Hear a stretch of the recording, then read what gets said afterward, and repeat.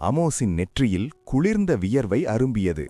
அந்த கடும் குளிரிலும் அவனது உடல் நடுங்க மெல்ல தனது தலையை தாழ்த்திக் கொண்டான். இதைக் கண்ட காரின் திருப்தியடைந்தான். தனது டிராகன் அதிர்வை மெல்ல திரும்ப பெற்றுக்கொண்டான். தன்னை கூர்ந்து கவனிக்கும் உயிரினங்கள் மீது ஆதிக்கம் செலுத்துவது அவனுக்கு பிடித்திருந்தது. பலவீனமானவர்களின் வெற்று துணிச்சல் அவனுக்கு ஒரு பொருட்டல்ல. அவன் தனது முழு டிராகன் சக்தியையும் வெளிப்படுத்தியிருந்தால் அந்த சிறுவர்களின் ஆன்மாவே நொறுங்கிப் போயிருக்கும். காரின் குனிந்து அந்த இரு குழந்தைகளையும் பார்த்தான். பிறகு நோவா கண்டத்தின் பொது மொழியில் பேசத் தொடங்கினான். நீங்கள் எங்கிருந்து வருகிறீர்கள்? இந்த ஆர்க்டிக் நிலத்திற்கு நீங்கள் ஏன் வந்தீர்கள்? டிராகன் அதிர்வு விலகியதால் சற்றே மூச்சுவிட்ட அமோஸ் அந்த பிரம்மாண்டமான வெண்ணிற டிராகனை அண்ணாந்து பார்த்தான். நடுக்கத்துடன் தனது பதிலை சொன்னான். உங்களுக்கு பசியாக இருந்தால் என்னை சாப்பிடுங்கள். தயவு செய்து என் தங்கையை விட்டுவிடுங்கள். அவள் மிகவும் முட்டாள். அவளது சதை ருசியாக இருக்காது. அவனுக்கு பின்னால் இருந்த லில்லி பயத்தில் உறைந்து போய் நின்றாள். அவளது கண்கள் விரிந்திருக்க என்ன நடக்கிறது என்றே புரியாமல் ஒரு சாதாரண குழந்தையின் அச்சத்தை வெளிப்படுத்தினாள். காரினின் குரல் இப்போது இன்னும் தீவிரமாகவும் நிதானமாகவும் மாறியது. குகையே அதிரும் வண்ணம் அவன் கேட்டான். நான் கேட்ட கேள்விக்கு மட்டும் பதில் சொல். காரினின் கம்பீரமான குரல் அமோஸின் இதயத்தை துளைப்பது போல இருந்தது. தண்ணீரில் நனைந்த காகிதம் கிழிந்து விடுவது போல அவனது முகம் அத்தனை வெளிறிப் போய்விட்டது. ஆனால் திடீரென ஏதோ நினைவுக்கு வந்தவனைப் போல அமோஸ் தனது பிஞ்சு முஷ்டிகளை இறுகப் பற்றிக் கொண்டான். அவனது கண்களில் ஒருவித வைராக்கிய நெருப்பு மின்னியது. அவன் மெல்ல பேசத் தொடங்கினான். தெற்கிலிருக்கும் மனித நாடுகளுக்கு இடையே ஒரு பெரும் போர் மூண்டிருப்பதையும் அதன் பாதிப்புகள் இப்போது ஆர்க்டிக் வரை பரவியிருப்பதையும் அவன் காரினிடம் விளக்கினான். என் பெயர் அமோஸ் தூலிப். என் தங்கையின் பெயர் லில்லி தூலிப் என்று அவன் உண்மையை ஒப்புக்கொண்டான். காரின் எதனையும் பேசாமல் தனது நகங்களால் அந்த சிவப்பு மந்திரக்கோலை உருட்டியபடி சிந்தனையில் ஆழ்ந்தான். ஒரு உயர்நிலை மந்திரவாதியின் வாரிசுகளை எப்படி பயன்படுத்துவது என்று அவன் கணக்கு போட்டான். அமோஸ் மிகுந்த நடுக்கத்துடன் ஆனால் உறுதியான குரலில் தொடர்ந்தான். கௌரவமிக்க உண்மை டிராகனே, உங்களுக்கு என் தாத்தாவின் இந்த மந்திரக்கோல் பிடித்திருந்தால் அது உங்களுக்கே உரியது. தயவு செய்து எங்களை விட்டுவிடுங்கள். காரினின் கண்கள் ஆழ்ந்த ஒரு புன்னலையை அவன் ஒரு டிராகனாக இருந்தாலும் வெளிப்படுத்தின. அவன் தனது பிரம்மாண்டமான தலையை அமோஸின் முகத்திற்கு மிக அருகில் கொண்டு வந்தான். அவனது மூச்சுக்காற்று அமோஸின் முகத்தில் சூடாக மோதியது. சிறுவனே, நீ ஏதோ தவறாக புரிந்து கொண்டிருக்கிறாய். அந்த மந்திரக்கோல் மட்டுமல்ல, நீங்கள் இருவருமே இப்போது எனக்குத்தான் சொந்தம் என்று காரின் கரகரப்பான குரலில் கூறினான். அந்த கணமே காரினின் பிரம்மாண்டமான தோற்றத்தையும் அவனது சொற்களின் பாரத்தையும் தாங்க முடியாமல் சிறுமி லில்லி அங்கேயே மயங்கி விழுந்தாள். அமோஸின் இதயத் துடிப்பு ஒரு நிமிடம் நின்று துடிப்பது போல இருந்தது. காரின் அந்த இரு மனித குழந்தைகளையும் உற்று பார்த்தான். முன்பொரு காலத்தில் ஒரு மனிதனாக இருந்திருந்தால் அவன் இவர்களின் நிலையை பார்த்து பரிதாபப்பட்டிருப்பான். ஆனால் இப்போது அவனுக்கு எந்த பாகுபாடும் இல்லை, வெறுப்பும் இல்லை. அவனை பொறுத்தவரை அவர்கள் மற்ற உயிரினங்கள் போன்ற ஒரு படைப்பு, அவ்வளவுதான். காரின் பிறந்தபோது ஒரு டிராகன் தோலிற்குள் உள்ள மனிதனைப் போல உணர்ந்தான். சில நேரங்களில் தனது மனித பக்கத்தை நினைவுகூர்ந்து குழம்பியடைந்தான். ஆனால் காலம் செல்ல செல்ல அவன் ஒரு முழுமையான டிராகனாக மாறிக்கொண்டிருந்தான். இந்த மாற்றத்தை அவன் எதிர்க்கவில்லை. மனிதனாக இருந்தாலும் டிராகனாக இருந்தாலும் அவன் அவனாகவே இருந்தான். காரின் ஆழ்ந்த சிந்தனையில் இருந்தபோது அமோஸ் எப்படியாவது தப்பிப்பதற்கான வழியை தேடினான். திடீரென ஒரு கடைசி நம்பிக்கையை பற்றிக் கொண்டவனைப் போல அவன் அவசரமாக கூறினான். கௌரவமிக்க உண்மை டிராகனே, நான் உங்களுடன் ஒரு ஒப்பந்தம் செய்ய விரும்புகிறேன். காரினின் கண்கள் மெல்ல அசைந்தன. அவன் அமைதியாக கேட்டான். உன் முழு உடலுமே இப்போது எனது பரிசுதான். அப்படி இருக்க என்னிடம் கைமாறாக கொடுக்க உன்னிடம் என்ன இருக்கிறது? அமோஸ் இறப்பதற்கு முன் அந்த வயதான மந்திரவாதி தாத்தா ரகசியமாக கூறியதை நினைவுகூர்ந்தான். அவனது முகம் இருண்டது. ஆனால் தைரியத்தை வரவழைத்துக் கொண்டு சொன்னான். இந்த ஸ்பேஸ் ரிங்கிற்குள் என் தாத்தாவின் மந்திர ஆராய்ச்சி குறிப்புகளும் விலைமதிப்பற்ற மந்திர பொருட்களும் உள்ளன. அவன் தனது விரலில் ஜொலித்துக் கொண்டிருந்த அந்த நுணுக்கமான மோதிரத்தை சுட்டிக்காட்டினான். காரின் அந்த மோதிரத்தை பார்த்துவிட்டு சொன்னான், அது உன்னுடைய விரலில் இருந்தாலும் அது ஏற்கனவே எனக்கு சொந்தமானதுதான். அமோஸ் தனது தலையை பலமாக ஆட்டினான். அவனது குரலில் ஒருவித நடுக்கம் இருந்தாலும் ஒரு இரகசியத்தை வெளியிட்டான். அமோஸின் தந்திரம். மந்திரப் பூட்டு. இந்த மோதிரம் ஒரு உயர்நிலை மந்திரப் பூட்டினால் பாதுகாக்கப்பட்டுள்ளது. இதை வலுக்கட்டாயமாக திறக்க முயன்றால் உள்ளே இருக்கும் அனைத்தும் அழிந்துவிடும். இதை திறக்கும் இரகசியம் எனக்கு மட்டுமே தெரியும் என்று அமோஸ் கூறினான். காரினின் ஆர்வம். காரினுக்கு தங்கம் மற்றும் நகைகளை விட மந்திர அறிவு மீதுதான் அதிக வேட்கை இருந்தது. குறிப்பாக அந்த ஆராய்ச்சி குறிப்புகள் அவனது காலக்கட்டுப்பாட்டு சக்தியை மேம்படுத்த உதவும் என்று அவன் நம்பினான். அமோஸ் தனது தலையை அசைத்துவிட்டு தனது விரலிலிருந்து அந்த மோதிரத்தை கழற்றி காரினிடம் நீட்டினான். இந்த ஸ்பேஸ் ரிங்கை திறக்க ஒரு சிறப்பு மந்திரம் தேவை.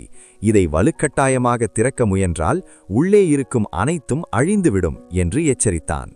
காரின் அந்த மோதிரத்தை தனது நகங்களுக்கு இடையில் வைத்து கவனமாக ஆராய்ந்தான். அவன் தனக்கு தெரிந்த சில திறக்கும் மந்திரங்களை பயன்படுத்தி பார்த்தான்.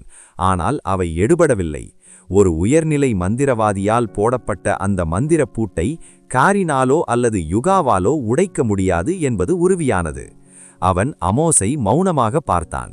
காரின் கோபமடைந்து தங்களை தாக்கிவிடுவானோ என்று அஞ்சிய அமோஸ் பதற்றத்துடன் தொடர்ந்தான்.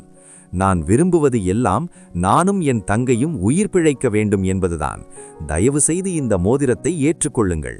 டிராகன் கடவுளை மேல் ஆணையாக நாங்கள் உங்களுக்கு எந்த தீங்கும் செய்ய மாட்டோம். எங்களை விட்டுவிடுங்கள். நான் இப்போதே இதை திறக்கும் மந்திரத்தை சொல்கிறேன். நானும் என் தங்கையும் ஒளி கடவுளை மேல் ஆணையாக சொல்கிறோம். நேரடியாகவோ அல்லது மறைமுகமாகவோ உங்களுக்கு எதிராக பழி வாங்க மாட்டோம். அந்த சிறுவன் தனது இதயத் துடிப்பு வெளியே கேட்கும் அளவுக்கு படபடப்புடன் காரினின் பதிலுக்காக காத்திருந்தான். காரின் அவர்கள் அணிந்திருந்த மற்ற மந்திரப் பொருட்களை சோதித்தான். வேறு எந்த சேமிப்பு கருவிகளும் அவர்களிடம் இல்லை என்பதை உறுதி செய்து கொண்டான்.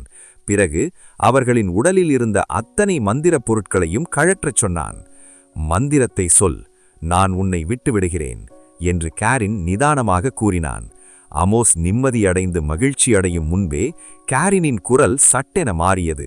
அவன் குளிர்ந்த குரலில் கேட்டான், ஆனால் வெறும் ஒரு மோதிரமும் ஒரு மந்திரமும் உன்னையும் உன் தங்கையையும் விடுவிக்க போதுமான விலை என்று நினைக்கிறாயா? ஒரு உண்மை டிராகன் கடவுளின் பெயரால் சத்தியம் செய்யும் என்று நீ உண்மையிலேயே நினைக்கிறாயா என்று காரின் கேட்டபோது அமோஸின் முகம் சுருங்கியது. காரினின் நிழல் படர்ந்த அந்த பிரம்மாண்டமான சிறகுகளுக்கு அடியில் அமோஸ் பேச வழியின்றி மௌனமானான். நீங்கள் என்ன செய்யப் போகிறீர்கள் என்று அமோஸ் நடுக்கத்துடன் கேட்டான். காரினின் முகம் அமைதியாக இருந்தது. ஆனால் அவனது குரலில் ஒரு விசித்திரமான தொனி ஒலித்தது. ஒரு உண்மை டிராகனின் வாக்கை பிராமிஸ், நீ நம்புவதை தவிர உனக்கு வேறு வழி இல்லை. இப்போது ஒளிக்கடவுளின் பெயரால் சத்தியம் செய் என்றான் காரின். அமோஸின் முகத்தில் பல உணர்ச்சிகள் மாறி மாறி தெரிந்தன. மயங்கி கிடக்கும் தனது தங்கையை பார்த்தான். காரினின் அசையாத பார்வையின் கீழ் இறுதியில் தலையை தாழ்த்தி, திரு டிராகன் அவர்களே, நான் உங்கள் வாக்கை நம்புகிறேன் என்று கூறினான். அமோஸ் அந்த இரகசிய மந்திரத்தை கூறினான். காரின் அந்த மந்திரத்தை உச்சரித்து தனது மன ஆற்றலை அந்த ஸ்பேஸ் ரிங்கிற்குள் செலுத்தினான். அடுத்த நொடியே அவனது மனக்கண்ணில் சில மீட்டர் பரப்பளவிலான ஒரு மந்திர அறை தெரிந்தது. அதற்குள் மந்திர பொருட்கள், பலவிதமான மந்திரக்கோள்கள் மற்றும் மந்திர உடைகள், ரோப்ஸ், செல்வம், சிதறிக்கிடக்கும் மந்திரக் கற்கள் மற்றும் ஏராளமான தங்கக் காசுகள், அறிவு, 10க்கும் மேற்பட்ட தடிமனான மந்திர ஆராய்ச்சி குறிப்பேடுகள், நோட்புக்ஸ். இதை கண்ட காரினின் கண்கள் பிரகாசித்தன. சில காலத்திற்கு முன்புதான் தனது தாயிடமிருந்து, வெள்ளை டிராகன் பெண்மணியிடமிருந்து செல்வங்களை கைப்பற்றியிருந்தான். இப்போது இவ்வளவு எளிதாக மீண்டும் ஒரு பெரும் செல்வம் அவனுக்கு கிடைத்திருந்தது. இந்த மகிழ்ச்சியான கண்டுபிடிப்பு காரினை மிகுந்த உற்சாகத்தில் ஆழ்த்தியது. அதே சமயம் அமோஸின் இதயம் வேகமாக துடித்தது. தனது தங்கையினதும் தன்னுடையதும் விதி இப்போது என்னவாகும் என்பதை அறிய அவன் காரினின் முகத்தையே பார்த்து கொண்டிருந்தான். காரின் அமோஸை பார்த்தான். அவனது மனதில் இப்போது ஒரு புதிய எண்ணம் ஓடியது. காரின் இப்போது மிகுந்த உற்சாகமான மனநிலையில் இருந்தான். அவன் ஒரு 5 வண்ண தீய டிராகன் அல்ல. அவனது குணம் கால டிராகனை போன்றது. அதாவது தேவையில்லாத கொலைகளையோ அல்லது அழிவையோ அவன் விரும்ப மாட்டான். தனது சுய லாபமே அவனது முதன்மை நோக்கம். சத்தியம் செய் என்று காரின் நிதானமாக கூறினான். அமோஸ் ஒரு கணம் திகைத்தாலும் அடுத்த நொடியே அவன் முகம் மகிழ்ச்சியில் மலர்ந்தது. உயிர் பிழைத்து விட்டோம் என்ற நிம்மதி அவனுக்கு ஏற்பட்டது. லில்லி மெல்ல மயக்கம் தெளிந்து எழுந்தாள். இன்னும் குழப்பத்தில் இருந்த அவளையும் காரின் கடவுளின் பெயரால் சத்தியம் செய்யச் சொன்னான். நோவா கண்டத்தில் உண்மையான கடவுள்களின் பெயரால் எடுக்கப்படும் சத்தியத்தை மீறினால் அது தெய்வ குத்தமாகவும் சாபமாகவும் மாறும் என்பது அனைவரும் அறிந்ததே. காரின் அங்கிருந்த பனி ஆவியான ராயை அழைத்து, இவர்கள் இருவளையும் எனது எல்லையை தாண்டி கொண்டு போய்விடு என்று கட்டளையிட்டான். காரினின் உத்தரவுபடி ராய் அந்த இரு குழந்தைகளையும் பத்திரமாக எல்லையை கடக்க அழைத்துச் சென்றான். இதனிடையில் தான் வேட்டையாடி உறைந்த நிலையில் வைத்திருந்த மற்றொரு மெமத்தை யுகாவுக்கு பரிசாக அளித்தான் காரின். இது உன் வேட்டைக்கான வெகுமதி, இதை சாப்பிட்டு மகிழ் என்றான் யுகா. மகிழ்ச்சியுடன் அந்த இறைச்சியுடன் அங்கிருந்து நகர்ந்தான் யுகா. காரின் மீண்டும் தனது பனிச்சிகர குகைக்குள் திரும்பினான். அவனது கையில் இருந்த அந்த ஸ்பேஸ் ரிங்கை பார்த்தபோது அவனது கண்கள் ஆவலில் மின்னின. அந்த சிறிய வெண்ணிற மோதிரம் ஒரு மனித விரலுக்கு ஏற்றவாறு வடிவமைக்கப்பட்டிருந்தது. ஆனால் ஒரு டிராகனான அவனால் அதை தனது நகத்தில் கூட அணிய முடியாது. அந்த சிறிய மோதிரம் அவனது ஒரு டிராகன் செதிலை விட சிறியதாக இருந்ததால் அவனால் அதை அணிய முடியவில்லை. சில நொடிகள் கழித்து காரின் தனது கவனத்தை ஒருமுகப்படுத்தி அந்த மந்திரத்தை உச்சரித்தான். அடுத்த நொடியே அந்த இடத்து வெளி ஒரு நீர்ப்பரப்பைப் போல அதிரத் தொடங்கியது. அடுத்த கணமே அந்த மோதிரத்திற்குடியிருந்து ஏராளமான பொருட்கள் வெளியே கொட்டி ஒரு சிறிய குவியலாக மாறின. அவற்றில் பெரும்பாலானவை காரினுக்கு தெரியாத மர்மமான மந்திர பொருட்கள், அபூர்வமான தாவரங்கள், பதப்படுத்தப்பட்ட திசுக்கள் மற்றும் ரூன் குறியீடுகள் செதுக்கப்பட்ட கற்கள் என அனைத்தும் மிக நேர்த்தியாக பாதுகாக்கப்பட்டிருந்தன. ஆனால் காரினை பெரிதும் ஈர்த்தவை துளிப் முத்திரை பதித்த தங்க காசுகள், மந்திரக் கற்கள் மற்றும் அந்த 10க்கும் மேற்பட்ட தடிமனான குறிப்பேடுகள்தான். காரின் அந்த தங்க காசுகளையும் மந்திரக் கற்களையும் தனது பனிப்படுக்கை பெட்டின் மீது கொட்டினான். அவை அவனது பெட்டை ஒரு மெல்லிய போர்வை போல மூடின. காரின் ஆழமாக அந்த பனிக்காற்றை சுவாசித்தான். அங்கிருந்த மந்திரக் கற்களில் இருந்து வெளிப்பட்ட செறிவான ஆற்றல், எலமெண்டல் எனர்ஜி அவனுக்கு மிகுந்த சுகத்தை தந்தது. அவனது டிராகன் ரத்தம் வேகமாக பாய்வதை அவன் உணர்ந்தான். அந்த மேடு பள்ளமான செல்வப் படுக்கையின் மீது மகிழ்ச்சியுடன் படுத்துக்கொண்ட காரின் மற்ற மர்மமான பொருட்களை மீண்டும் மோதிரத்திற்குள் வைத்து அந்த மோதிரத்தை படுக்கையின் ஒரு மூலையில் பத்திரப்படுத்தினான். பிறகு அருகில் கிடந்த குறிப்பேடுகளில் முதலாவதை கவனமாக தனது நகங்களால் எடுத்து புரட்டினான். காரின் அந்த தடிமனான குறிப்பேடுகளை ஒவ்வொன்றாக ஆராய்ச்சி செய்தான். அந்த முதிர்ந்த மந்திரவாதிக்கு பயர்பால் மந்திரம் மீதிருந்த தீராத மோகம் காரினுக்கு வியப்பை அளித்தது. அந்த நோட்டு புத்தகங்களில் மந்திரக்கலையின் 8 முக்கிய பிரிவுகளைப் பற்றியும் குறிப்பாக ஆற்றலை வடிவமைப்பு வித்தையை பற்றியும் மிக நுணுக்கமான தகவல்கள் இருந்தன. இந்த 3 நாள் படிப்புக்குப் பிறகு காரின் புத்தகங்களை மூடி வைத்துவிட்டு ஒரு நீண்ட மூச்சை வெளியிட்டான். அவனது அறிவுத் தேடல் இன்னும் அடங்காவிட்டாலும் இதுவரை கற்றவை அவனது போர்த்திறனை அடுத்த நிலைக்குச் செல்ல போதுமானதாக இருந்தது.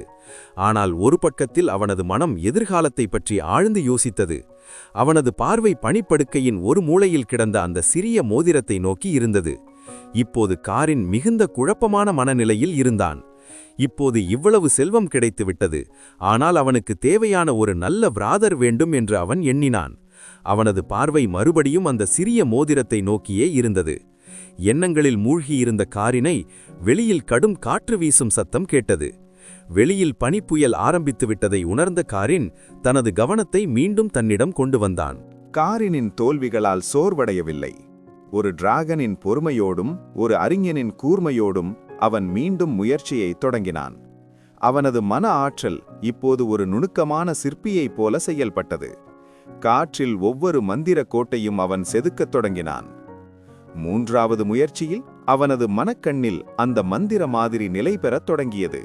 சிக்கலான ரூன் குறியீடுகள் ஒன்றோடொன்று இணைந்து ஒரு முழுமையான வடிவத்தை பெற்றன. அந்த எரிமலை போன்ற சிவப்பு நிற ஆற்றல் அவனது கட்டுப்பாட்டிற்குள் வந்தது. சரியாக அந்த மாதிரியை அவன் பூர்த்தி செய்த கணத்தில் குகைக்குள்ளிருந்த பனிக்காற்று சட்டென சூடாக மாறியது. காரினின் நகங்களுக்கு இடையில் ஒரு சிறிய நெருப்புப் பொறி தோன்றி பின்னர் அது ஒரு சீரான வேகத்தில் சுழலத் தொடங்கியது. இது வெறும் நெருப்பு அல்ல, இது ஒரு டிராகனின் அறிவாற்றலால் செதுக்கப்பட்ட மந்திர ஆற்றல். ஒரு பனி டிராகனான காரின் நெருப்பு தனிமத்தின் ரகசியங்களை இவ்வளவு சீக்கிரம் புரிந்து கொண்டது வியப்பிற்குரியது. அவனது காலத்தை கட்டுப்படுத்தும் உள்ளார்ந்த சக்தி இந்த மந்திர கற்றலையும் வேகப்படுத்தி இருக்கலாம். மெல்ல கண்களை திறந்த காரின் தனது நகங்களுக்கு மேல் மிதந்து கொண்டிருந்த அந்த மந்திர மாதிரியை பார்த்து திருப்தியடைந்தான். மூன்றாவது முயற்சியில் 1 மணி நேரத்திற்கும் மேலாக செலவழித்த பிறகு காரின் தனது மூச்சை ஆழமாக வெளிவிட்டான்.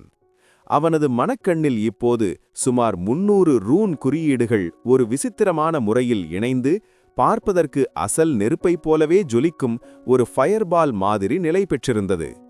மகிழ்ச்சியில் நிறைந்த காரின் தனது பிரம்மாண்டமான நகத்தை நீட்டி அந்த மந்திரத்தை செயல்படுத்தும் மந்திரத்தை உச்சரித்தான். அடுத்த கணமே அவனது நகத்தின் நுனியில் ஒரு சிறிய பட்டாணி அளவிலான மிகச்சிறிய நெருப்பு பந்து தோன்றியது. காரினின் மலை போன்ற உருவத்தோடு ஒப்பிடும்போது அது ஒரு சிறு பிரகாசமான புள்ளியைப் போல தெரிந்தது. பார்ப்பதற்கு மிகவும் அப்பாவியாக தெரிந்த அந்த சிறிய நெருப்பு பந்துதான் ஆரம்ப நிலை மந்திரங்களிலேயே மிகவும் சக்தி வாய்ந்தது என்பதை யார் நம்புவார்கள்? காரின் தனது விரலை நீட்ட அந்த சிறு நெருப்பு புள்ளி காற்றை பிழித்துக் கொண்டு பாய்ந்து சென்று குகையின் பனிப்படிகச் சுவரை தாக்கியது. சடசடவென வெடித்த நெருப்பு சுமார் 10 மீட்டர் சுற்றளவுக்கு பிரம்மாண்டமான தீப்பிழம்பாக படர்ந்தது. அந்த பகுதியே ஒரு நெருப்பு கடலாக மாறியது. தன்னம்பிக்கை. ஒரு மந்திரச் சுருளை பயன்படுத்துவதை விட நானே இந்த மந்திரத்தை உருவாக்குவது அதிக வலிமை வாய்ந்தது என்று காரின் உணர்ந்தான். அவன் தனது நகத்தை அந்த நெருப்பு பிழம்பிற்குள் நீட்டி பார்த்தான். ஒரு இதமான வெப்பம் அவனது உடல் முழுவதும் பரவியது. ஒரு வெள்ளை டிராகனாக இருந்தாலும் அந்த தீயின் ஒரு சில நொடி கட்டுப்பாடு அவனுக்கு வலியை தரவில்லை. அவனது உடல் பனி மற்றும் குளிரால் ஆனது என்றாலும் அவனது செதில்கள் அந்த வெப்பத்தை தாங்கும் வலிமையை கொண்டிருந்தன. காரின் ஒரு சாதாரண வெள்ளை டிராகன் அல்ல, அவன் ஒரு கால டிராகன். எனவே மற்ற வெள்ளை டிராகன்களைப் போல நெருப்பு தாக்குதல்களால் அவன் எளிதில் பாதிக்கப்படுவதில்லை. சாதாரண வெள்ளை டிராகன்களுக்கு நெருப்பு 2 மடங்கு சேதத்தை விளைவிக்கும். ஆனால் காரினுக்கோ அது ஒரு இதமான வெப்பமாகவே இருந்தது. நெருப்பு பிழம்புகளுக்குள் நீண்ட நேரம் நின்ற பிறகே அவனுக்கு ஒரு மிகச்சிறிய எரிச்சல் உணர்வு தோன்றியது. உற்று கவனித்தால் மட்டுமே தெரியக்கூடிய அந்த உணர்வு அவனது அதீத மந்திர எதிர்ப்பாற்றலை மெய்ப்பித்தது. இந்த 3ஆம் நிலை ஃபயர்பால் 4ஆம் நிலை மந்திரத்திற்கு இணையான ஆற்றல் இருந்தபோதிலும் இது எனக்கு பெரிய பாதிப்பை ஏற்படுத்தவில்லை என்று காரின் சிந்தித்தான். அவனுக்கு இப்போது வயது 2 தான் ஆகிறது. பொதுவாக டிராகன்களின் மந்திர எதிர்ப்பு சக்தி அவை வளர வளரதான் அதிகரிக்கும். ஒரு சாதாரண முதிர்ந்த டிராகன், ஏன்ஷியன் டிராகன், நடுத்தர நிலை மந்திரங்களை எளிதில் தடுத்துவிடும். ஆனால் காரின் வளர்ந்து பெரியவனாகும்போது அவனுக்கு எதிராக உயர்மட்ட மந்திரங்கள் கூட வேலை செய்யாது. வேறுவேளை இதிகாசகால மந்திரங்கள் மட்டுமே அவனை தீண்டக்கூடும். தனது கைகளை நெருப்பில் வாட்டி முடித்த காரின் ஒரு பலமான பனி மூச்சை வெளிப்படுத்தினான். சுற்றியிருந்த தீப்பிழம்புகள் அனைத்தும் ஒரு நொடியில் உறைந்து ஒழுங்கற்ற பனிக்கட்டிகளாக மாறின. அவை பார்ப்பதற்கு ஒரு அபூர்வமான கலைப்படைப்பு போல ஜொலித்தன. தனது குகைக்குள் தொடர்ந்து பயிற்சி செய்வது பாதுகாப்பானது அல்ல என்று உணர்ந்த காரின் அங்கிருந்து பறந்து வெளியேறினான்.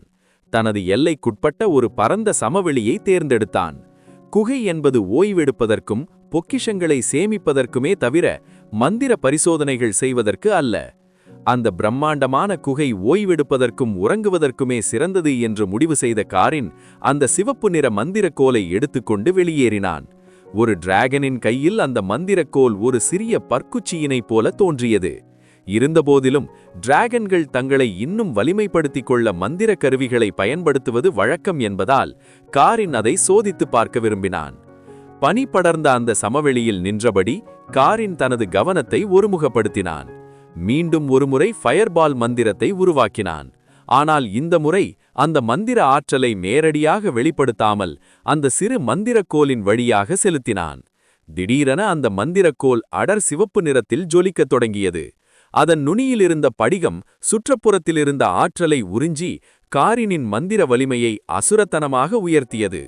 அடுத்த நொடி மந்திரக்கோலின் நுனியிலிருந்து சீறி பாய்ந்த அந்த நெருப்பு பந்து சுமார் 40 மீட்டர் தொலைவில் இருந்த தரையை தாக்கியது. விளைவு அதிர வைப்பதாக இருந்தது. தாக்கம் சுமார் 15 மீட்டர் சுற்றளவுக்கு தீப்பிழம்புகள் இடனடியாக பரவின. வலிமை மந்திரக்கோல் இல்லாமல் ஏவியதை விட இதன் சக்தி 50% அதிகரித்திருந்தது. வெப்பம் கடும் குளிரில் உறைந்திருந்த பனிப்பாறைகள் நொடியில் உருகி அதன் அடியில் இருந்த பழுப்பு நிற மண் வெளியே தெரிந்தது. இந்த ஆற்றல் ஒரு 4ஆம் வட்ட மந்திரத்திற்கு இணையானது, சொல்லப்போனால் அதைவிட வலிமையானது. இதற்கு முன்பு காரின் சந்தித்த அந்த 2 தலை ஓகர் பயன்படுத்திய போலி டிராகன் பிரீத் இதைவிட வலிமையாக இல்லை. தனது கையில் இருந்த அந்த சிறு குச்சியின் அபார சக்தியைக் கண்டு காரின் வியந்தான். வேறுவேளை இந்த மந்திரக்கோலை பயன்படுத்தி இன்னும் பெரிய அளவிலான தாக்குதல்களை செய்ய முடிந்தால்? காரின் ஒரு நிமிடம் யோசித்தான். இந்த மந்திரக்கோல் தரும் வலிமை அபாரமானது. அந்த பழைய மந்திரவாதியின் குறிப்பேட்டின்படி 3ஆம் வட்ட ஃபயர்பால் என்பது ஒரு தொடக்கம்தான். 4ஆம் வட்டத்தின் வெடிப்பு எக்ஸ்ப்ளோஷன், 5ஆம் வட்டத்தின் எரிமலை குழம்பு மேக்மா மற்றும் 6ஆம் வட்டத்தின் சுடர்விடும் நெருப்பு பிளேசிங் ஃபயர்பால் என பல நிலைகள் உள்ளன. இந்த ரெட் ஃப்ளேம் மந்திரக்கோளின் துணையோடு அந்த மந்திரங்களை ஏவினால் அதன் அழிவு சக்தி கற்பனை செய்ய முடியாததாக இருக்கும். காரினின் கால முடுக்க விளைவு ஆக்சிலரேஷன் எஃபெக்ட் மற்றும் கால நிறுத்தம் டைம் ஸ்டாப் ஆகியவற்றுக்கு நேரடி தாக்குதல் ஆற்றல் கிடையாது. அவை ஒரு சூழலை சாதகமாக மாற்ற மட்டுமே உதவும். எனவே ஒரு உண்மையான டிராகனாக தனக்கு தேவையானது ஒரு வலுவான அழிவு சக்தி, டிஸ்ட்ரக்டிவ் பவர் என்பதை அவன் உணர்ந்தான். திடீரென காரினின் மனதில் ஒரு மின்சாரம் போன்ற கேள்வி எழுந்தது. இந்த கால முடுக்க விளைவை மந்திரங்களுக்கும் பயன்படுத்த முடியுமா? ஏற்கனவே மந்திரங்கள் மிக வேகமாக பாயக்கூடியவை. அவற்றை எதிர்கொள்வதே கடினம். ஒருவேளை தனது கால ஆற்றலை பயன்படுத்தி 5 மடங்கு வேகத்தில் ஒரு நெருப்பு பந்தை ஏவினால் எதிரியால் கண் இமைக்கும் நேரத்தில் கூட தப்பிக்க முடியாது. இந்த ஆர்வத்துடன் காரின் தனது பரிசோதனையை தொடங்கினான். தனது கால ஆற்றலை மெல்ல செலவிட்டு மந்திர மாதிரியுடன் அதை இணைக்க முயன்றான். ஆரம்பத்தில் பலமுறை தோல்வியடைந்தான். கால ஆற்றலும் மந்திர ஆற்றலும் ஒன்றோடொன்று முரண்பட்டன. ஆனால் விடாமுயற்சியின் பலனாக அவனது விருப்பத்திற்கு ஏற்ப காலத்தின் சக்தி அந்த ஃபயர்பால் மந்திரத்துடன் ஒட்டிக்கொண்டது. திடீரென காரின் ஒரு மந்திரத்தை ஏவினான். இம்முறை அந்த நெருப்பு பந்து காற்றில் 2 மடங்கு வேகத்தில் பாய்ந்தது. அது எவ்வளவு வேகமாக சென்றது என்றால் காற்றில் ஒரு மெல்லிய கோடு மட்டுமே தெரிந்தது. நெருப்பு பந்து கண்ணுக்கு தெரியவில்லை. அது தரையை தாக்கி பெரும் தீப்பிழம்பாக வெடித்த பிறகே அதன் காதுகளை செவிடாக்கும் வெடிச்சத்தம் காரினை வந்தடைந்தது. வேகம் ஒலியின் வேகத்தை தாண்டியது. காரினின் முகத்தில் ஒரே நேரத்தில் மகிழ்ச்சியும் ஒரு சிறிய ஏமாற்றமும் தென்பட்டன. மகிழ்ச்சிக்கு காரணம் கால முடுக்க நிலை நிச்சயமாக மந்திரங்களில் தாக்கத்தை ஏற்படுத்துகிறது என்பது உறுதியானது. ஏமாற்றத்திற்கு பின்னால் ஒரு கணக்கு இருந்தது. தனது உடலை முடுக்குவதற்கு செலவிடும் அதே அளவு ஆற்றலை பயன்படுத்தினால் மந்திரத்தின் வேகம் 5 மடங்கு அதிகரிப்பதற்கு பதிலாக 1 மடங்கு மட்டுமே அதிகரித்தது. அதாவது தனது உடலை விட மந்திரங்களை முடுக்குவதற்கு 5 மடங்கு அதிக ஆற்றல் தேவைப்பட்டது. இருந்தபோதிலும் காரின் விரைவில் உற்சாகமடைந்தான். இது ஒரு ஆரம்பம்தான். எனது உடல் வளர்ந்து வயதாகும்போது இந்த திறனும் மேம்படும். ஒருவேளை முழுமையான 5 மடங்கு வேகத்தை எட்ட முடியாவிட்டாலும் அதில் பாதியை எட்டினாலே எந்த எதிரியாலும் என் மந்திரங்களை தற்காத்துக் கொள்ள முடியாது என்று கணக்கு போட்டான். தொடர் பயிற்சி மற்றும் வளர்ச்சி. அடுத்த 1 மாதம் காரினின் வாழ்க்கை மிகவும் சீராகவும் அமைதியாகவும் நகர்ந்தது. மந்திர கல்வி. குறிப்பேடுகளில் இருந்த சிக்கலான ஆற்றல் வடிவமைப்பு மந்திரங்களை பயிலுதல். ஆய்வு. காலம், ஆற்றல் மற்றும் மந்திரம் ஆகிய 3ஐயும் எப்படி சரியான விகிதத்தில் இணைப்பது என்ற ஆராய்ச்சி. ஓய்வு. மந்திர ஆற்றல் செறிந்த தனது பணிப்படுக்கையில் ஆழ்ந்த உறக்கம். இந்த வாழ்க்கை முறை சலிப்பானது போல தோன்றினாலும் தனது வலிமை ஒவ்வொரு நாளும் கூடிக்கொண்டே செல்வதை காரின் ரசித்தான். 1 மாதத்திற்கு பிறகு ஒரு பிரகாசமான கடும் குளிர் நிறைந்த காலை பொழுது. காரின் அன்று ஒரு பெரும் விருந்தையே முடித்திருந்தான். ஒரு சுட சுட வாட்டிய பனிவாழ் ஓநாய், பனிப்படிகங்களுக்குள் உறைந்திருந்த ஒரு மேமத், 15 மீட்டர் நீளமுள்ள ஒரு பிரம்மாண்ட பனி நீர்வீழ்ச்சி சர்ப்பம். இந்த உணவுகள் அவனுக்கு போதுமான ஆற்றலை தந்தன. அவனது உடல் இப்போது இன்னும் பெரிதாகவும் அவனது செதில்கள் இன்னும் உறுதியாகவும் மாறின. அவனது பிளாட்டினம் நிற கண்கள் முன்பை விட அதிக அறிவுடனும் அதிகாரத்துடனும் ஜொலித்தன. காரின் இப்போது அபாரமான ஆற்றலுடனும் மந்திர சக்தியுடனும் நிறைந்திருந்தான். கடந்த சில நாட்களாக மந்திரங்களை படிப்பதிலேயே முழு கவனத்தையும் செலுத்தியதால் அவன் வேட்டைக்கு செல்லவில்லை. அவனது விசுவாசிகளான பனி ஆவிகளும் ஓகர்களும் அவனுக்கு தேவையான உணவை தேடித் தந்தனர். காரினை பொறுத்தவரை தனக்கென்று ஒரு கூட்டத்தை பராமரிப்பதின் மிகப்பெரிய நன்மை இதுதான். உணவுக்காக தான் அலைய வேண்டியதில்லை. அவர்களின் போர் வலிமையை பற்றி அவன் கவலைப்படவில்லை. தனக்கு ஊழியம் செய்தாலே போதும் என்று நினைத்தான். வயிறு நிறைய உண்ட பிறகு காரின் 100 மீட்டர் அகலமுள்ள ஒரு பனி சமவெளிக்கு சென்றான். அங்கே பனி மூடியிருக்கவில்லை.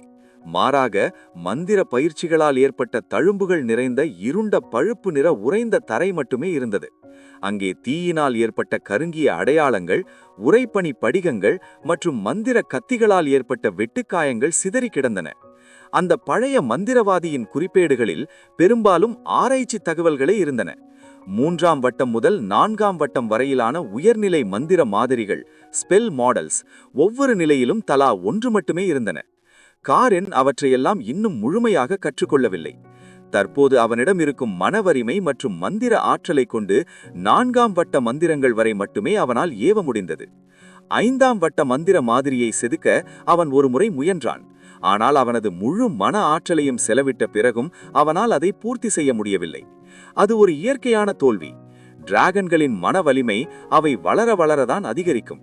ஒவ்வொரு முறையும் நீண்ட தூக்கத்திலிருந்து எழுந்த போதும் அது பல மடங்கு கூடும். மனிதர்கள் பயன்படுத்தும் தியான முறைகள் டிராகன்களுக்கு பொருந்தாது. அந்த பழைய மந்திரவாதியின் குறிப்பேடுகளில் ஒரு விசித்திரமான ஃபயர்பால் பற்றி தகவல் இருந்தது. அந்த குறிப்பேடுகளில் விவரிக்கப்பட்டிருந்த நெருப்பு பந்து தியான முறை காரினுக்கு அவ்வளவு பயனுள்ளதாக அமையவில்லை. தன் மனக்கண்ணில் ஒரு பிரம்மாண்டமான நெருப்பு பந்தை உருவகித்து அதன் சுவாலைகள் தன் நனவு மனதை சுடுவது போல கற்பனை செய்து மன வலிமையை அதிகரிக்க முயன்றான். ஆனால் ஒரு டிராகனாக அவனுக்கு பிறப்பிலேயே இருக்கும் இயற்கையான உறக்கம் தரும் வளர்ச்சியை விட இந்த மனித தியான முறை மிக குறைந்த பலனையே தந்தது. இருந்தபோதிலும் காரின் இப்போது 4ஆம் வட்ட வெடிப்பு நெருப்பு பந்து மந்திரத்தை கற்றுக்கொண்டிருந்தான். அவனது காண முடுக்கமும் மந்திரக்கோளின் துணையும் சேரும்போது அதன் அழிவு சக்தி அவனையே வியப்பில் ஆழ்த்தியது. ஆற்றல் வடிவமைப்பு மந்திரங்கள் அல்லாமல் அந்த 2 தலை ஓகரிடமிருந்து சில மந்திரங்களையும் காரின் பயின்றுவிட்டான். 4ஆம் வட்ட மந்திரங்கள், கோல்ட் ஸ்பியர் மற்றும் ஃபயர் ஸ்பியர். உருமாற்ற மந்திரங்கள், போலி டிராகன் பிரீத் இமிடேஷன் மற்றும் வளர்ச்சி. பனி பிரீத்தும் வெடிப்பு நெருப்பு பந்தும் ஏற்கனவே அவனிடம் இருக்கும்போது அதே போன்ற விளைவுகளை தரும் இந்த மற்ற மந்திரங்கள் மீது அவனுக்கு பெரிய ஈர்ப்பு இல்லை. ஆனால் அவனது கவனத்தை ஈர்த்த மிக முக்கியமான மந்திரம் என்லார்ஜ், உருவத்தை பெருக்குதல். அப்படியே அந்த சமவெளிகள் தனது பிரம்மாண்ட சிறகுகளை விரித்த காரின் தனது மந்திர ஆற்றலை அந்த என்லார்ஜ் மந்திர மாதிரியில் செலுத்தி அதை தன்மீதே பிரயோகித்தான். எதிர்பாராத மாற்றம், உடல் வளர்ச்சி. இந்த மந்திரம் செயல்படத் தொடங்கியதும் அவனது ஏற்கனவே பிரம்மாண்டமாக இருந்த உடல் இன்னும் வேகமாக பெருக்கத் தொடங்கியது. அவனது தசைகள் புடைப்பதையும் செதில்கள் விரிவடைவதையும் அவனால் உணர முடிந்தது. ஆற்றல் நுகர்வு. இது ஒரு தற்காலிக மாற்றமாக இருந்தாலும் ஒரு போர்க்களத்தில் இது காரினுக்கு ஒரு மலை போன்ற வலிமையை தரும். ஆபத்து. உருவம் பெரிதாகும் போது அவனது வேகம் குறையுமா அல்லது அவனது கால முடுக்கமும் இதை சரி செய்யுமா? காரின் அந்த மந்திரத்தை தன்மீதே பிரயோகித்த அடுத்த கணம் அவனது செதில்கள் முழுவதும் ஒரு பிரகாசமான மந்திர ஒளி படர்ந்தது. அந்த ஒளி அதிகரிக்க அதிகரிக்க அவனது உடல் கண்கூடாக பிரம்மாண்டமாக வளரத் தொடங்கியது. அவனது சிறகுகள் அகலமாகவும் நீளமாகவும் விரிந்தன. தலைக்கொம்புகள் தடித்து வலிமையடைந்தன. சில நொடிகளில் சுமார் 12 மீட்டர் நீளமிருந்த காரின் இப்போது 16 மீட்டர் நீளமுள்ள ஒரு அசுர தோற்றத்தை பெற்றான். அவனது சிறகுகள் கிட்டத்தட்ட 20 மீட்டர் அகலத்திற்கு விரிந்து சூரிய ஒளியையே மறைத்து தரையில் ஒரு மிகப்பெரிய நிழலை உருவாக்கின. மிகுந்த உற்சாகத்துடன் காரின் தனது நகத்தை பலமாக தரையில் ஓங்கினான். அந்த அதிர்ச்சியில் பூமி அதிர்ந்தது. சுற்றியிருந்த கற்களும் மண்ணும் சிதறித் தெரித்தன. அவன் நகம்பட்ட இடத்தில் ஒரு ஆழமான தழும்பு உருவானதுடன் அங்கிருந்து நூற்றுக்கணக்கான விரிசல்கள் சிலந்திவலை போல நாலாபுறமும் சிதறின. தனது நகத்தை ஒரு முஷ்டியாக மடக்கிக் கொண்ட காரின் தனக்குள் ஊற்றெடுக்கும் அபாரமான வலிமையை உணர்ந்தான். இந்த நிலையில் நான் இருந்தால் அந்த பழைய வெள்ளை டிராகன் பெண்மணியை, தனது தாயை, எந்த போராட்டமும் இல்லாமல் ஒரே குத்தில் நிலைகுலையச் செய்திருப்பேன் என்று அவன் நினைத்தான். மாற்றமும் சோர்வும். இருப்பினும் இந்த என்லார்ஜ் மந்திரம் காரினின் மந்திர ஆற்றலை, மேஜிக் பவரை மிக வேகமாக உறிஞ்சியது. அந்த பிரம்மாண்ட உருவத்தில் சிறிது நேரம் விளையாடி சுற்றியிருந்த நிலப்பரப்பை சிதைத்த பிறகு காரின் அந்த மந்திரத்தை ரத்து செய்தான். உடனடியாக அவன் மீண்டும் தனது 12 மீட்டர் பழைய உருவத்திற்கு திரும்பினான். பெரிய உருவத்தின் வலிமையை அனுபவித்த பிறகு சட்டென சிறிய உருவத்திற்கு திரும்பியது அவனுக்கு ஒருவித அசௌகரியத்தை தந்தது.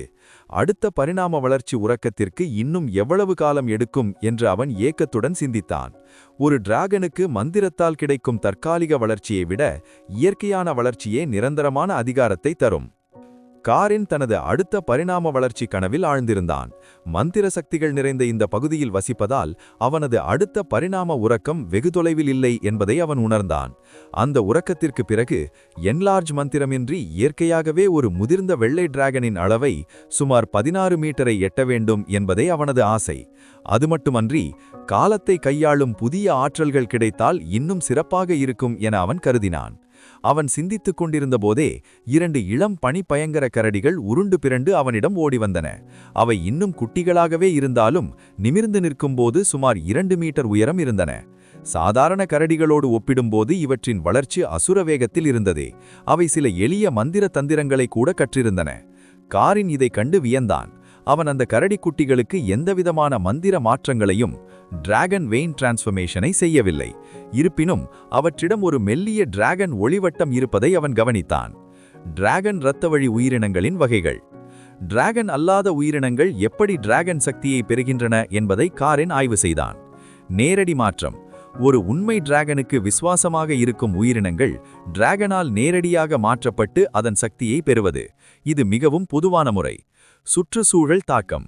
இந்த கரடி குட்டிகளைப் போலவே ஒரு உண்மை டிராகனின் எல்லையில் நீண்டகாலம் வசிப்பதால் அறியாமலேயே அங்கிருக்கும் டிராகன் ஆற்றலை உறிஞ்சி தங்களை மாற்றிக்கொள்வது. பரம்பரை. முன்னோர்களிடமிருந்து இயற்கையாகவே டிராகன் இரத்தத்தை பெற்று பிறப்பது. காலப்போக்கில் டிராகன்களின் அருகாமையிலேயே இருப்பதால் ஏற்படும் மாற்றம். 3வது வகை உண்மை டிராகன்களுக்கும் மற்ற உயிரினங்களுக்கும் இடையில் பிறக்கும் வாரிசுகள்.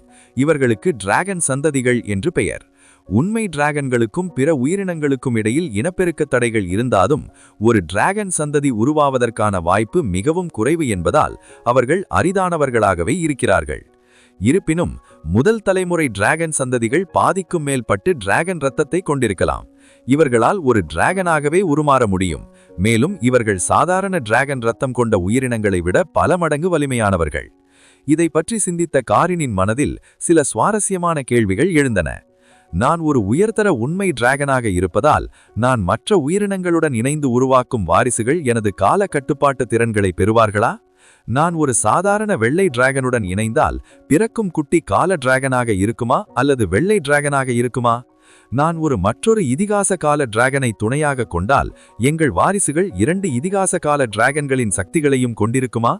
அறியாதவற்றை பற்றி தெரிந்து கொள்ளும் ஆர்வத்தில் ஒரு டிராகன் சந்ததியை உருவாக்கும் ஆசை காரினுக்கு ஒரு கணம் எழுந்தது. ஆனால் அந்த எண்ணம் வந்த வேகத்திலேயே மறைந்து போனது. 3 வயது கூட நிரம்பாத ஒரு குட்டி டிராகனுக்கு இதை பற்றியெல்லாம் யோசிப்பதற்கு இன்னும் காலம் நிறைய இருக்கிறது. அப்போது அந்த 2 இளம் பனி பயங்கர கரடிகளும் காரினை பார்த்தன. அவை அவனது காலடியில் வந்து மண்டியிட்டன. அவனது கவனத்தை ஈர்க்க முயன்றன. அவை ஏதோ ஒன்றை சொல்ல விளைவது போல தெரிந்தது. காரின் அந்த கரடிக்குட்டிகளுடன் சில நிமிடங்கள் மகிழ்ச்சியாக விளையாடினான். பிறகு அங்கிருந்து புறப்பட்டு தனது பனிச்சிகர குகைக்குள் நுழைந்தான். இரத்தின கற்களும் கோல்டு காசுகளும் குவிக்கப்பட்ட தனது மென்மையான படுக்கையில் வசதியான நிலையில் படுத்துக்கொண்டு மெல்ல கண்களை மூடினான். 4ஆம் வட்ட மந்திரங்களை முழுமையாக கற்று முடித்ததால் காரின் இப்போது மிகவும் நிம்மதியான மனநிலையில் இருந்தான். அவனுக்கு இப்போது வேட்டையாட வேண்டிய அவசியமில்லை. கற்க வேண்டிய புதிய மந்திரங்களும் உடனடியாக இல்லை. சாதாரண உறக்கம் கூட ஒரு டிராகனின் வளர்ச்சிக்கு உதவும் என்பதால் அவன் தனது செல்வங்களின் மேல் படுத்துக்கொண்டு அங்கிருந்த மந்திர ஆற்றலை அனுபவித்தபடி உறங்கினான். இப்போதுதான் அவனுக்கு புரிந்தது, அவனது தாய் ஒயிட் டிராகன் பெண்மணி ஏன் எப்போதும் உறங்கிக் கொண்டே இருக்கிறாள் என்று. 3 நாட்களுக்குப் பிறகு காரின் புத்துணர்ச்சியுடன் விழித்தான். அவனுக்கு மிகவும் சலிப்பாக இருந்தது. தான் கற்ற புதிய மந்திர வலிமையை சோதித்து பார்க்க அவனுக்கு ஒரு போர் தேவைப்பட்டது. ஆனால் தற்போது போரிட எதிரிகள் யாருமில்லாததால் தானே வேட்டைக்கு செல்ல முடிவு செய்தான். அவன் மனதில் ஏற்கனவே ஒரு இலக்கு இருந்தது. கொடூர புலிகள். நான் பல மந்திர உயிரினங்களை வேட்டையாடியுள்ளேன். ஆனால் ஒரு கொடூர வகை உயிரினத்தை இதுவரை நான் வேட்டையாடவில்லை. பனிப்படர்ந்த காடுகளுக்குள் உலவும் ஒரு பிரம்மாண்டமான பனிப்புலியை, ஸ்னோவி ஃபெரோஷியஸ் டைகரை அவன் கற்பனை செய்து பார்த்தான். காரின் அந்த பழைய நினைவில் மூழ்கினான். முன்பு அவன் பார்த்த அந்த பிரம்மாண்டமான வெள்ளைப்பூனை போன்ற கொடூர புலி, ஃபெரோஷியஸ் டைகர், அப்போது அவனுக்கு சமாளிக்க கடினமான ஒரு எதிரியாக தோன்றியது. ஆனால் இப்போது காலம் மாறிவிட்டது. சாதாரண உயிரினங்கள் அவனது கவனத்தை ஈர்ப்பதில்லை. எக்ஸ்ட்ரீம் நார்த் கரடிகளோ அல்லது குளிர்கால ஓநாய்களோ மட்டுமே அவனது வேட்டை ஆர்வத்தை தூண்டுகின்றன. இதுவரை அவன் ஒரு கொடூர வகை ஃபெரோஷியஸ் டைப் உயிரினத்தின் இறைச்சியை சுவைத்ததில்லை. அவற்றில் மந்திர ஆற்றல் எலமெண்டல் எனர்ஜி இல்லாவிட்டாலும் தனது வலிமையான உடலால் மற்ற மந்திர உயிரினங்களையே நசுக்கும் திறன் கொண்ட அந்த புலிகளின் இறைச்சி மிகவும் ருசியாக இருக்கும் என்று அவன் கருதினான். வடக்கு பனிச்சமவெளிகளில் பல பூனையின வேட்டைக்காரர்கள் வாழ்கின்றனர். பெரும்பாலானவை சாதாரண விலங்குகள், சில மந்திர உயிரினங்கள். காரின் பார்த்த அந்த புலி ஆரம்பத்தில் ஃப்ராஸ்ட் டைகர் என்ற சாதாரண விலங்காக இருந்திருக்க வேண்டும். பூமியில் இருக்கும் புலிகள் உணவுச் சங்கிலியின் உச்சியில் இருக்கும். ஆனால் இங்கே இந்த ஃப்ராஸ்ட் புலிகள் மந்திர சக்தி இல்லாததாலும் அளவில் சிறியதாக இருப்பதாலும் உணவுச் சங்கிலியின் கீழ்மட்டத்திலேயே உள்ளன. பனிச்சமவெளியின் பெரும்பாலான உயிரினங்கள் இவற்றை எளிதில் கொன்றுவிடும். ஆனால் ஒரு சாதாரண விலங்கு கொடூர விலை அடையும் போது அதன் வலிமை பல மடங்கு உயர்ந்து அது எக்ஸ்ட்ரீம் நார்த் கரடிகளுக்கு இணையாக உணவுச் சங்கிலியின் உச்சிக்கு சென்று விடுகிறது. மர்மமான மாற்றம், ஃபெரோஷியஸ் டிரான்ஸ்ஃபர்மேஷன். ஆற்றல் மூலம். கொடூர விலங்குகளின் வலிமையும் ஆற்றல் மூலத்திலிருந்துதான் வருகிறது. அதிசயம். ஆனால் ஒரு சாதாரண விலங்கு எப்படி மந்திர சக்தியை தனது உடலில் ஏற்றி அதை மந்திரமாக மாற்றாமல் உடல் வலிமையாக மட்டும் மாற்றிக்கொள்கிறது என்பது ஒரு மர்மம். டிராகன் அறிவு. காரினின் டிராகன் மரபுவழி அறிவில் கூட இந்த கொடூர உருமாற்றம் பற்றிய தெளிவான குறிப்புகள் இல்லை. சாதாரண விலங்குகளின் தசை வலிமைக்கும் மந்திர சக்தியால் உருமாறிய இந்த கொடூர விலங்குகளின் அசுர வலிமைக்கும் உள்ள வேறுபாட்டை ஆராய காரின் விரும்பினான். காரின் அந்த புலியை தேடி வெகு தூரம் பறந்தான். கடைசியாக அந்த புலியை பார்த்த இடத்திற்கு வந்தபோது அவனது கூர்மையான கண்கள் தரையில் இருந்த தடயங்களை ஆராய்ந்தன. திடீரென பனிப்பாறைகளுக்கு இடையே ஒரு பெரிய அசையாத உருவம் அவனது பார்வையில் பட்டது. அது அவனது நினைவிலிருந்த அதே ஃப்ராஸ்ட் டைகர். ஆனால் இப்போது அது முன்பை விட இன்னும் பிரம்மாண்டமாகவும் ஆக்ரோஷமாகவும் தெரிந்தது. அதன் உடல் முழுவதும் தடித்த தசைகள் புடைத்து ஒவ்வொரு அசைவிலும் ஒருவிதமான அசுர வலிமை வெளிப்பட்டது. காரின் அந்த புலிக்கு தெரியாமல் வானிலேயே வட்டமடித்தான். அவன் யோசித்தது என்னவென்றால், ஒரு சாதாரண விலங்கின் உடலில் இவ்வளவு பெரிய மாற்றத்தை ஏற்படுத்தும் அந்த கொடூர ஆற்றல் எத்தகையது? அந்த புலி ஒரு பெரிய இரையை வேட்டையாடி முடித்துவிட்டு அதன் இரத்தத்தை சுவைத்துக் கொண்டிருந்தது. காரின் இனி தாமதிக்க விரும்பவில்லை. அவன் தனது மேகக்கூட்டங்களுக்கு பின்னாலிருந்து சட்டென கீழே பாய்ந்தான். அவன் கீழே இறங்கும் வேகம் ஒலியை மிஞ்சியது. காற்றில் ஒரு பலமான சீரல் சத்தம் கேட்டது. வேட்டையின் தொடக்கம். அதிவேக தாக்குதல். காரின் தனது கால முடுக்கம் திறனை பயன்படுத்தி மின்னல் வேகத்தில் அந்த புலியின் முன்னால் வந்து நின்றான். எதிர்ப்பினை சந்தித்தல். மற்ற விலங்குகளைப் போல அந்த புலி பயந்து ஓடவில்லை. மாறாக ஒரு டிராகனை கண்டதும் அதன் கண்கள் சிவந்து ஒரு ஆக்ரோஷமான ஒரு கர்ஜனையை வெளியிட்டது. அதன் கர்ஜனை அந்த பள்ளத்தாக்கையே அதிரச் செய்தது. மந்திர தயார் நிலை. காரின் தனது நகங்களை விரித்து தனது மனக்கண்ணில் ஏற்கனவே தயார் செய்து வைத்திருந்த அந்த 4ஆம் வட்ட வெடிப்பு நெருப்பு பந்து, 4th சர்க்கிள் எக்ஸ்ப்ளோசிவ் ஃபயர்பால் மந்திரத்தை ஏவத் தொடங்கினான். காரின் இந்த போரை ஒரு சாதாரண வேட்டையாக கருதவில்லை. இது அவனது புதிய மந்திர ஆற்றலுக்கான ஒரு முக்கியமான சோதனைக்களம். காரின் பனிச்சமவெளியின் மேலே பறந்து கொண்டிருந்தான். அவனது கீழே நியதியின் கொடூரமான நியதி அரங்கேறிக் கொண்டிருந்தது. பலவீனமான உயிரினங்கள் பலமானவற்றால் வேட்டையாடப்படுவதும் அவற்றின் எலும்புகள் கூட மிஞ்சாமல் உண்ணப்படுவதும் இந்த ஸ்னோவி உலகில் வாடிக்கை. ஒரு உண்மை டிராகனாக காரினும் இந்த சுழற்சியிலிருந்து தப்பவில்லை. வானில் சுதந்திரமாக பறப்பது காரிலுக்கு ஒருவித நிம்மதியை தந்தது. வழியில் அவன் சில பறக்கும் மந்திர உயிரினங்களை சந்தித்தான். அவற்றில் சில உருவத்தில் பெரியவை. உதாரணமாக முன்பு காரின் வேட்டையாடிய அதே வகை வெள்ளை இறகு பனிக்காற்று கழுகு. ஆனால் இப்போது காரின் ஒரு இளம் டிராகனாக வளர்ந்து விட்டதால் அவனது நிழலை கண்டாலே அந்த உயிரினங்கள் அச்சத்தில் விலகிச் சென்றன. தனது தாயின் எல்லையை விட்டு முதன்முதலில் வெளியே வந்தபோது சந்தித்த அவமானங்களோ அல்லது அச்சுறுத்தல்களோ இப்போது அவனுக்கு இல்லை. விரைவில் காரின் தான் கடைசியாக அந்த புலியை பார்த்த இடத்திற்கு வந்தடைந்தான். அவன் தனது தலையை தாழ்த்தி ஒரு ரேடாரை போலச் சுற்றிலும் ஆராய்ந்தான். அவனது பிளாட்டினம் நிற கண்களில் ஒரு மந்திர ஒளி மின்னியது. அவன் ஒரு மந்திர கண்டறிதல் மந்திரத்தை பிரயோகித்தான். உடனடியாக அவனது பார்வையில் அந்த வெள்ளை உலகம் வர்ணஜாலமாக மாறியது. தனிமங்களின் ஒளி. நெருப்பு, காற்று, நீர் என ஒவ்வொரு தனிமமும் ஒரு தனித்துவமான நிறத்தில் ஜொலித்தன. பனிச்சமவெளியின் சூழல். வடக்கு நிலப்பரப்பு என்பதால் எங்கும் நீர் அல்லது பனி மற்றும் காற்று தனிமங்களின் நீலம் மற்றும் வெள்ளை நிற ஒளியே ஆதிக்கம் செய்தது. இந்த வண்ணமயமான காட்சிகளுக்கு இடையில் காரின் அந்த கொடூர புலியின் தடயத்தை தேடினான்.